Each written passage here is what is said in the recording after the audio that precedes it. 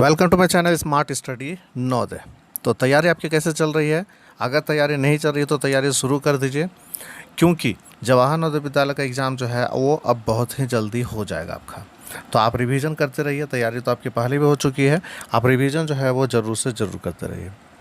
तो चलिए, ऐसे बच्चे जो नए हैं, जिनको ये इन्फॉर्मेशन पता नहीं है, जिनको ये पता नहीं है कि जवाहर नवोदय विद्यालय का एग्ज़ाम जो होता है, जो एडमिशन जो होता है वो किस किस क्लास में होता है, तो उसी का इन्फॉर्मेशन जो है मैं आज के वीडियो में आपको देने जा रहा हूँ। और चैनल पर नए हैं तो चैनल को सब्सक्राइब करके बेल आइकन को ज़रूर दबा दीजिए, ताकि जवाहर नवोदय विद्यालय से रिलेटेड जितना भी वीडियो हो, कुछ भी वैसा खास चीज़ हो तो आप तक सबसे पहले उसका नोटिफिकेशन पहुँच जाए।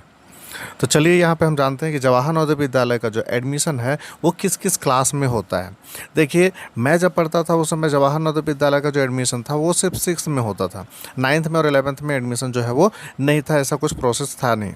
लेकिन अब जो है वो ऐसा ऐसा प्रोसेस जो है वो चालू हो चुका है। इसमें क्या होता है, जो क्लास 6 होते हैं, 6 में टोटल 80 स्टूडेंट का सिलेक्शन होता है हर ज़िले से।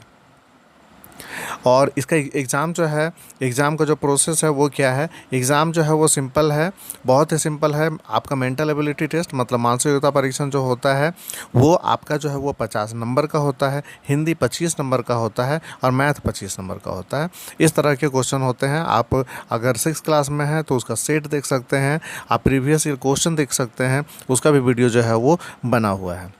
इसके बाद फिर क्या होता है, 6 में जैसे ही बच्चे एडमिशन करते हैं तो 6 के बाद जो होता है 7, 8, है ना, 6, 7, 8। इस बीच में कभी कैसा होता है कि किसी का डॉक्यूमेंट क्लियर नहीं हुआ, कुछ ऐसे हो जाते हैं। 80 स्टूडेंट का तो रिजल्ट में सिलेक्शन हो जाता है, लेकिन कुछ ऐसे बच्चे होते हैं जिनका डॉक्यूमेंट क्लियर नहीं हो पाता, तो ऐसे बच्चे का सिलेक्शन नहीं हो पाता है। मान के चलिए कि 2-4 बच्चे ऐसे हो गए जिनका डॉक्यूमेंट क्लियर नहीं है, कुछ वैसा जाली जाली सर्टिफिकेट है, कुछ भी वैसा चीज़ होता है, तो 2-4 बच्चे का सिलेक्शन नहीं हुआ।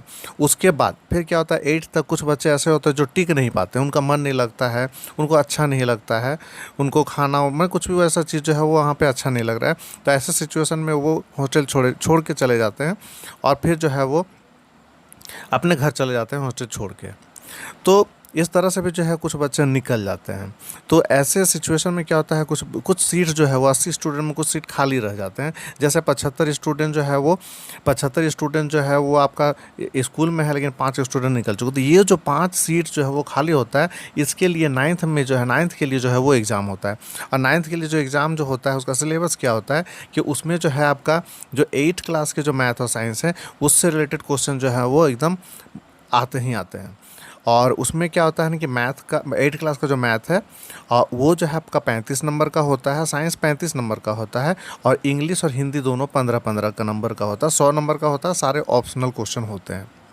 तो ये 2 एंट्रेंस एग्ज़ाम होता है। अगर उसमें आपका सिलेक्शन हो जाता है, चूँकि 9th में सीट बहुत कम होते हैं, और अगर आपका सिलेक्शन हो जाता है तो नंबर बहुत अच्छे लाने पड़ते हैं, कंपटीशन भी बहुत ज़्यादा होता है और सीट कम होता है, इसलिए नंबर वहाँ पे बहुत ज़्यादा लाना पड़ता है। तो इस तरह से अगर सिलेक्शन हो जाता है तो 9th में आप पढ़ सकते हैं, 10th में पढ़ सकते हैं, 11, 12 में पढ़ सकते हैं। 12 तक उस स्कूल में पढ़ाया जाता है।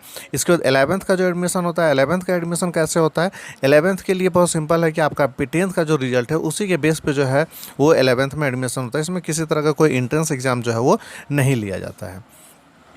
इसमें सिर्फ आपका नंबर अच्छा होना चाहिए, नंबर के हिसाब से जो है वो आपका यहाँ पे सिलेक्शन होता है। तो इस तरह से 3 क्लासेस में जो है वो जवाहर नवोदय विद्यालय में सिलेक्शन होता है।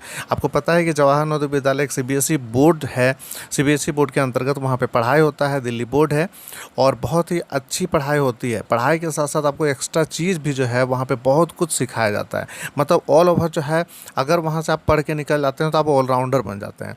हर क्षेत्र में जो है आपका पकड़ मजबूत हो जाता है, आपका चाल चलन, पहनावा, बोलना, हर चीज़ में जो है वो चेंजेस आ जाएगा। आप भले ही गांव देहात से क्यों ना हो, लेकिन अगर वहाँ पे आपका सिलेक्शन हो जाता है तो आपका हर सारा चीज़ जो है वो चेंज हो जाएगा। आप जैसे ही अपने गांव में आएंगे तो सारे लोग जो है वो देख के अचंभित हो जाएंगे कि इसमें कितना सारा चेंजेस आ गया। तो ये फ़ायदा होता है। फ्री ऑफ कॉस्ट अगर एक जवाहर नवोदय विद्यालय में पढ़ाई होता है तो क्यों आप मेहनत नहीं कीजिएगा? मेहनत कीजिए, खूब मेहनत कीजिए और इसमें सिलेक्शन पाइए। बहुत ही अच्छा है। फ्री ऑफ कॉस्ट जो है वो पढ़ाई होता है। कुछ चार्जेस लगते हैं, वो भी चार्जेस लगते हैं आपको जो सर्विस मैन होते हैं उनके जो बच्चे होते हैं उनको सिर्फ चार्जेस लगते हैं, और बहुत ही कम चार्जेस होता है। आपको गर्ल्स का तो चार्ज लगता नहीं, ST SC का कोई चार्जेस जो है वो नहीं लगते हैं, और वो चार्जेस लगता भी है तो 9th से लगता है। तो चलिए आज के लिए बस इतना ही करते हैं हम। ये एक खास छोटा इन्फॉर्मेशन था, और अगर ये इन्फॉर्मेशन अच्छा लगा तो एक लाइक कीजिए और अपने दोस्तों को ज़रूर शेयर कीजिए। तो चलिए आज के लिए बस इतना ही। Okay, thanks for watching my video.